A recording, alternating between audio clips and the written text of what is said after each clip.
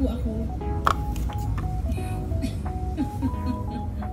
Sabi ko na eh, hindi ka pa kumakain. Eto sa'yo na to. Hindi na po okay na po ako. Hay nako, basta sa'yo na tong isang sandwich. Iiwanan ko na lang. Niya, kapag oras ng klase namin, nararamdaman ko naman noon na mabuti siyang bata. Meron lang sigurong pinagdaalan na si Lito sa akin para umakyat ng ligaw. Ang kaso ay hindi pa noon alam ko papadudod. Hindi na niya tinanong kung bakit dahil matagal nang nasabi sa kanya ang kadahilanan. Pero muli niya akong kinausap. At sa pagkakataong yun ay nakumbinsi ako ng anak ko, Papa Dudut. Barangay Love Stories. Barangay Love Stories. Magbabalik ang Barangay Love Stories. Ang buhay ay puno ng kwento. Mga kwentong nababalot sa misteryo. OS 97.1. Ang karugtong ng mga kwentong buhay sa Barangay Love Stories. Papa Dudut, pinag-isipan ko ng mabuti ang mga sinabi ni Vera.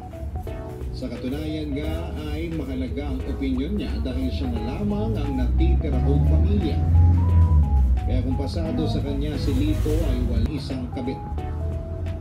Pero dahil masyado pa akong abala sa school, isinantabi ko muna ang tungkol sa buhay pag-ibig, Papa Dudut. At habang hindi ko pa pinapayagang manligaw si Lito ay umiwas na muna ako sa kanya. Alam kong nalungkot siya pero baha kami sa computer lab.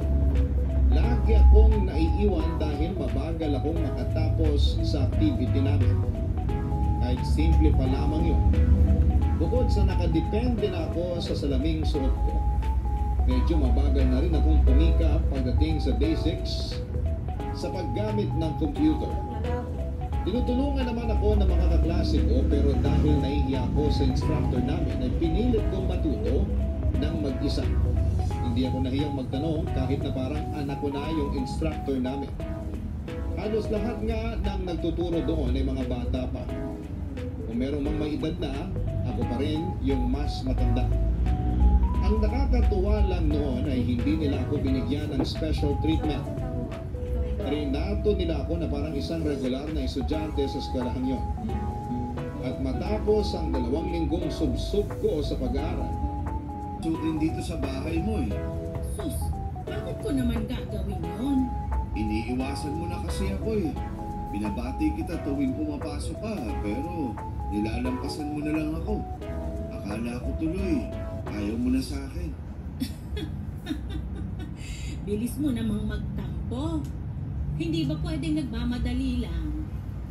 Pero pasensya ka na ha. Nahirapan din kasi kung itong nakaraang 2 linggo. Ay, hindi ko nga alam kung tama pa bang pinasok ko to. Yung panghaklas. Bakit naman yan ang naisipan mong ibigay sa akin? May nakapagsabi kasi sa akin na yung ganitong edad natin, hindi na kinikilig sa pabulaklak at tsokolate. Kaya ayun, ibinagay ko na lang sa edad at pangangailangan natin. Ayos ba? Kahit ano namang ibigay mo sa akin, ayos lang. Tatanggapin ko yan at magpapasalamat pa rin ako sa'yo.